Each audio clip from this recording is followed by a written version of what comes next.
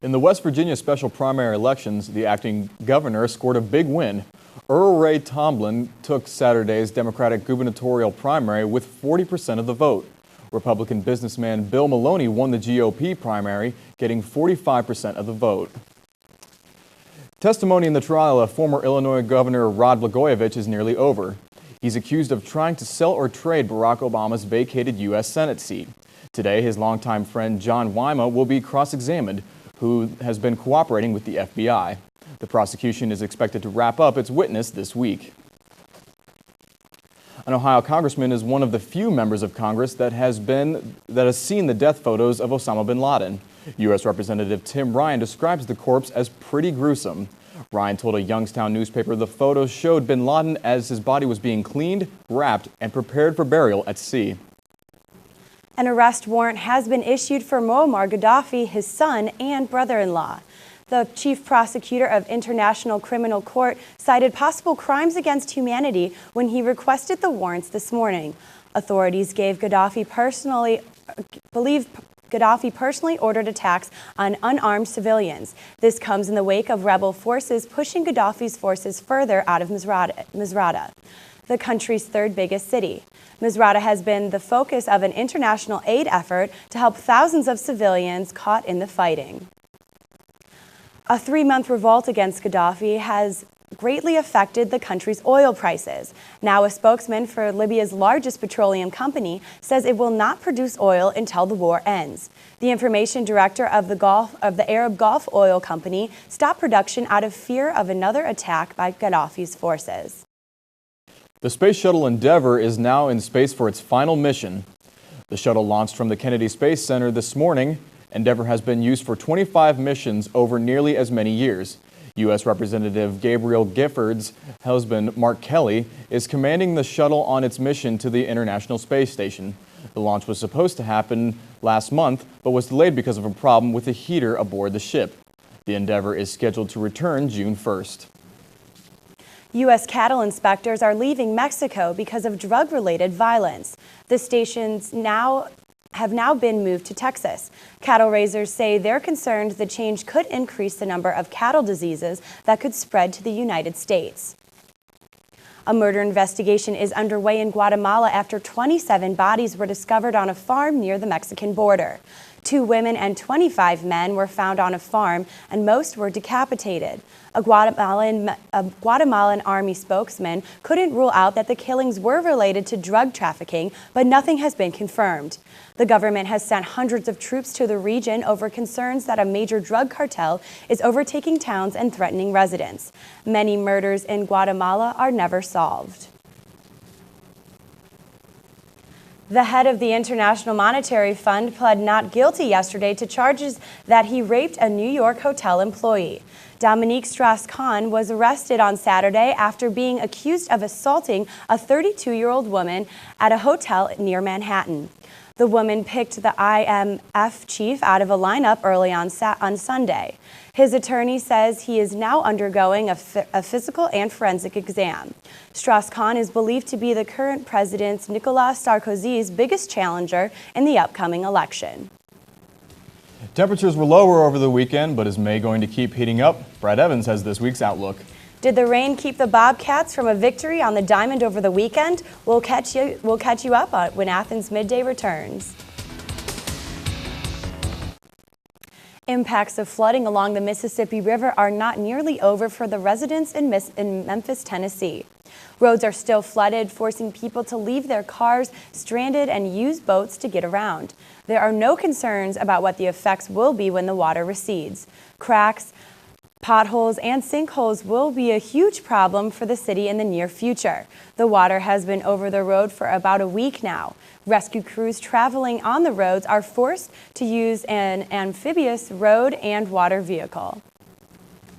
Well, I know we've been seeing a lot of rain, and I'm hoping rain for us will end. I don't want to see any more severe flooding in our area. You know, over the weekend, it was like one extreme or the other. It was either beautiful or pouring, it seemed like.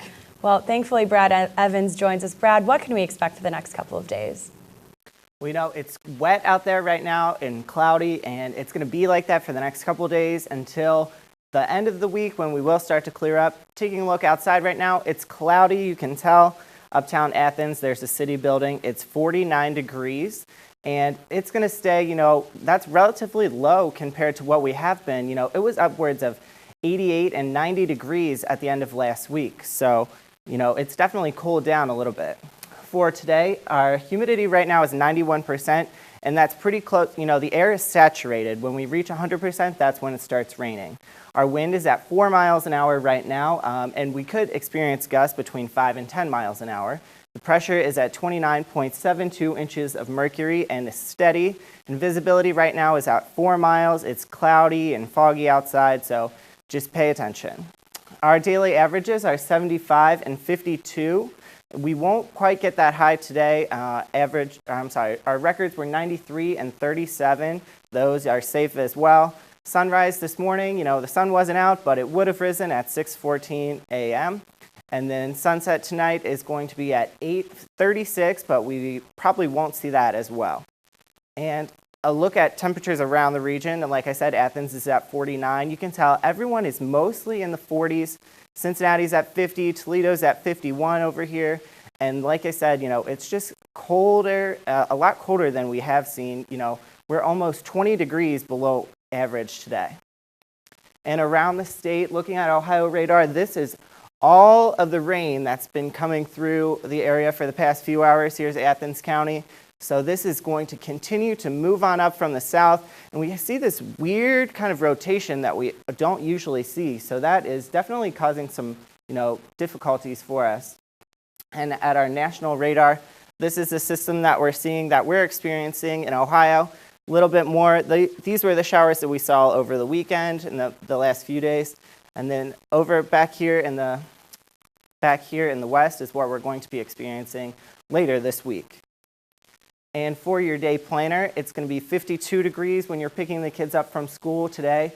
The best chance of rain is going to be in the afternoon, and then it's going to start decreasing throughout the rest of the day. So I would say between now and 3 o'clock is when we're really going to see the best chances for our rain showers.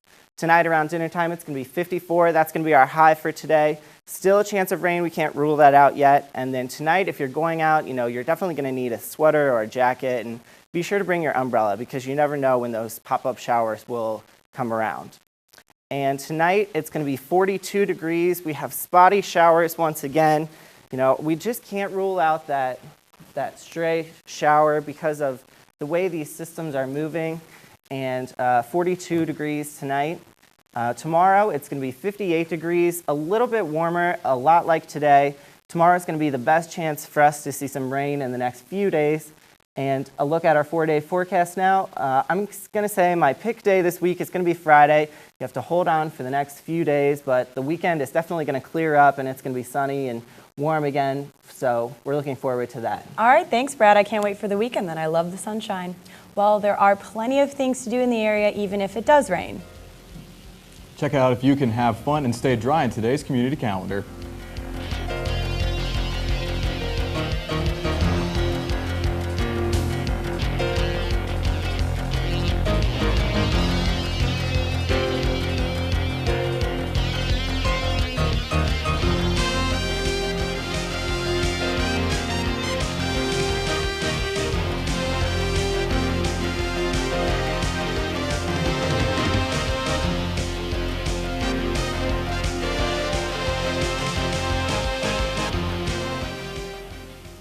Well, Leah, I know everyone's been taking a look at the baseball team as they wind down to try to get in the MAC championship, but I hear the track and field team already played their championship. Yeah, track's actually doing really well.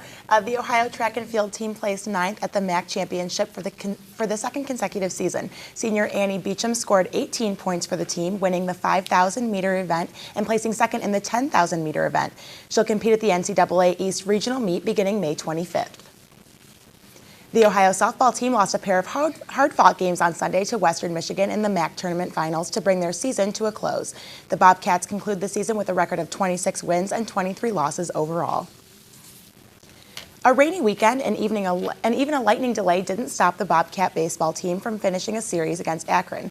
Athens Midday reporter Kristen Walters was there to catch the action.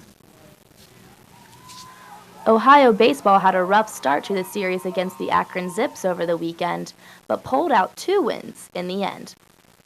first game we came out. We didn't play as well as we wanted to, and so we kind of got in a hole. And then we wanted to come out and really just put these 2 games in the win column. After losing Game 1 13-3, the Bobcats fed off good pitching to pull out the 7-3 victory in Game 2. In Game 3, a home run by Brian Barnes gave OU the only run they needed, and a Seth strikeout secured the 1-0 win over the Zips. With the series win over Akron this past weekend, the Bobcats are still mathematically alive for a trip to the MAC tournament in Chillicothe. They're a game and a half back behind Bowling Green and have 3 games to go this weekend against Miami. The Bobcats need to win at least 2 of those games against Miami, and they need Bowling Green to lose their series against Buffalo. You just got to go out and play good baseball, take it 1 game at a time, and get some help from somebody else. A shot at tournament play would give the young team good experience, and the players plan to do what they do best to get there.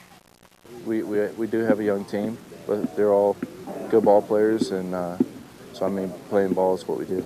The series against Miami starts Thursday at 6 in Bob Wren Stadium. For Athens Midday, I'm Kristen Walters.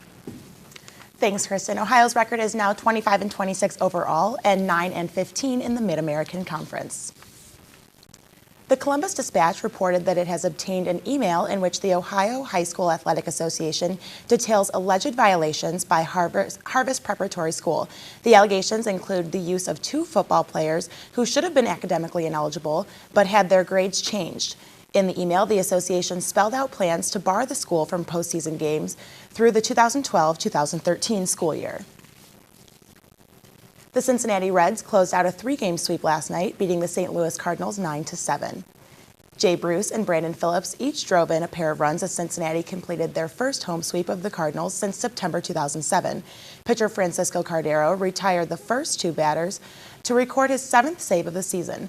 The wins pushed the Reds past St. Louis and into first place in the National League Central, 1.5 games up on the Cardinals. From Cincinnati to Cleveland, the Indians came out of Friday's game hot in an exciting win over the Seattle Mariners. Check this out. Bottom of the 9th, Tribe down 1 with 2 outs. Travis Hacker cranks one out of the park for a 2-run homer. Cleveland took the victory 5-4. The Mariners had a chance for redemption both yesterday and Saturday, but both the games were postponed because of rainy Cleveland weather. The Tribe travels to take on the Royals tonight. Game starts at 8:10. Almost 19,000 runners signed up to run the Rite Aid Cleveland Marathon yesterday, a record number for the race. Winners of yesterday's race are R.P. White of Ypsilanti, Michigan, and Nicole Camp of Sterling, Ohio. The Plain Dealer newspaper reports that this year's entries topped last year's 15,600 runners. Cleveland fans may be coming one step closer to their sweet revenge on LeBron James. The Miami Heat lost to the Chicago Bulls last night, 103-82, in the first game of the Eastern Conference Finals. Derrick Rose hit 3 3-pointers and scored a total of 28 points for the Bulls, showing why he's the MVP. LeBron James was just 5 of 15 shooting. The Bulls swept the Heat during the regular season. Game 2 is Wednesday night in Chicago. And over to the Western Conference, Game 7 on the road proved too much for the Memphis Grizzlies. Oklahoma City put an end to Memphis' Cinderella story postseason with a score of 105-90 in a decided game yesterday. Russell Westbrook became just the 5th player in history to record a triple-double in Game 7, helping lead his team to victory. The Thunder will travel to Dallas tomorrow for their first Western Conference Finals game against the Mavericks. A 104-year-old woman's dream of celebrating her birthday by seeing the Detroit Tigers play in person may have to wait just a little bit longer. A suite was provided for Mary Johnson and her caretaker for Sunday's game versus Kansas City, but the game was rained out. Johnson told the Detroit Free Press she could hardly sleep the night before the game because she was so excited. Well, I know we've been missing Tribe baseball with those 2 rainouts, but it's nice to see some good playoff action while we wait. Yeah, I actually made it to the game on Friday. It was an awesome game to watch, so it was really fun. Awesome. Thanks, Thanks, Leah. Leah. Well, a crime caught on camera has police in Ohio scratching their heads. A Martins Ferry liquor store was broken into Thursday night, but the suspect didn't go for the liquor. He headed straight towards an empty gumball machine. Police say that they haven't figured out the motive yet. The gumball machine did not have any money inside or gumballs. The search for the thief is still going on. No money, liquor, or cigarettes were stolen. Tonight on News Watch, let's see how Vinton County is weathering 2 storms, weekend flooding, and budget problems. And tomorrow on Athens Midday, what Athens Sheriff Pat Kelly thinks about guns being allowed in uptown bars. Have a great afternoon.